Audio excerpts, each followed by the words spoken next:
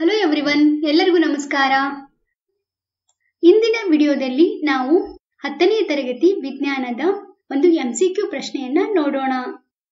ಇದು ಜೀವಿಗಳು ಹೇಗೆ ಸಂತಾನೋತ್ಪತ್ತಿ ನಡೆಸುತ್ತವೆ ಎಂಬ ಅಧ್ಯಾಯದ ಪ್ರಶ್ನೆಯಾಗಿದೆ.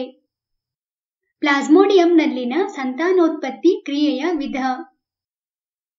ಇಲ್ಲಿರುವಂತಹ 4 ಆಯ್ಕೆಗಳು: ಮೊಗ್ಗುವಿಕೆ, ತುಂಡರಿಕೆ, ಕಾಯಜ ಸಂತಾನೋತ್ಪತ್ತಿ ಮತ್ತು ಬಹುವಿದಳನ.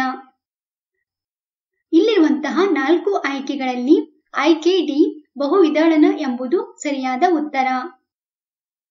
ಅಂದರೆ ಪ್ಲಾಸ್ಮೋಡಿಯಂನಲ್ಲಿ ಬಹುವಿದಳನ ಎಂಬ ಸಂತಾನೋತ್ಪತ್ತಿ ಕ್ರಿಯೆಯು ನಡೆಯುತ್ತದೆ. ಇವಾಗ ಬಹುವಿದಳನ ಎಂದರೇನು ಅಂತ ತಿಳಿದುಕೊಳ್ಳೋಣ. ಕೆಲವು ಜೀವಿಗಳಲ್ಲಿ ದೇಹವು ಒಂದೇ ಬಾರಿಗೆ ಅನೇಕ ಮರಿ ಜೀವಕೋಶಗಳು ಉತ್ಪತ್ತಿಯಾಗಿ ಹೊಸ ಜೀವಿಗಳಾಗಿ ಬೆಳೆಯುತ್ತವೆ.